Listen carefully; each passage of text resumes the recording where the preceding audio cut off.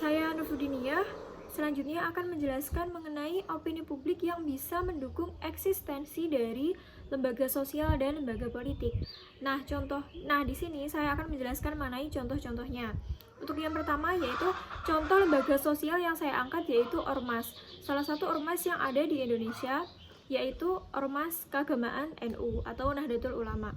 Nah, di sini berdirinya NU ini juga karena adanya dukungan dari opini publik, bahwa banyak sekali masyarakat yang mendukung dari organisasi ini berdiri.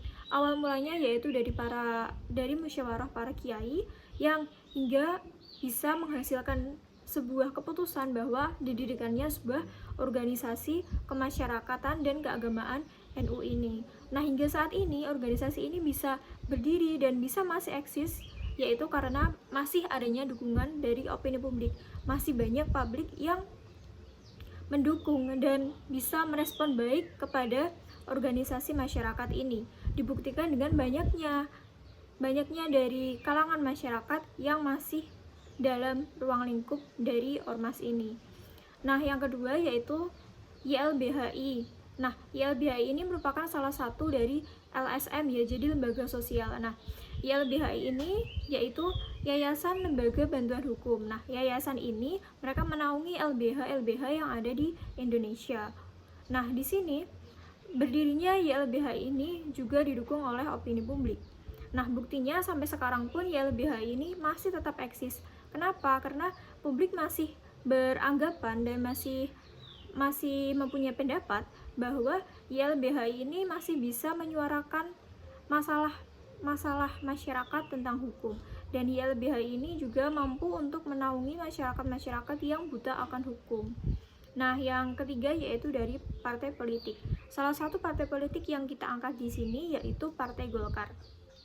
Nah, sama dengan lembaga sosial dan ormas yang saya angkat tadi, bahwa Partai Golkar di sini juga merupakan salah satu partai politik atau lembaga politik yang berdiri juga karena adanya dukungan dari opini publik. Karena sebuah partai apabila tidak ada dukungan dari opini publik, maka tidak akan mampu bertahan. Nah, di sini dibuktikan juga dengan adanya kemenangan ketika pemilu oleh Partai Golkar. Dan itu berturut-turut dimenangkan oleh Partai Golkar.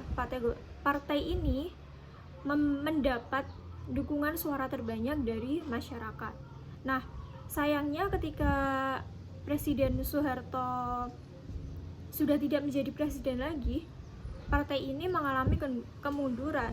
Opini publiknya berkurang. Kenapa? Karena mungkin kebijakan-kebijakan yang dulu dilakukan oleh Presiden Soeharto ini membuat publik jadi mempunyai pandangan tersendiri, menaruh perhatiannya kepada Partai Golkar ini. Nah, jadi setelah Presiden Soeharto ini terguling, sudah tidak menjadi presiden lagi, suara yang didapatkan oleh Partai Golkar ini atau opini publik yang bisa mendukung Partai Golkar ini semakin menurun. Namun sekarang sampai saat ini partai ini masih eksis dan masih banyak opini-opini publik lain yang mendukung partai ini.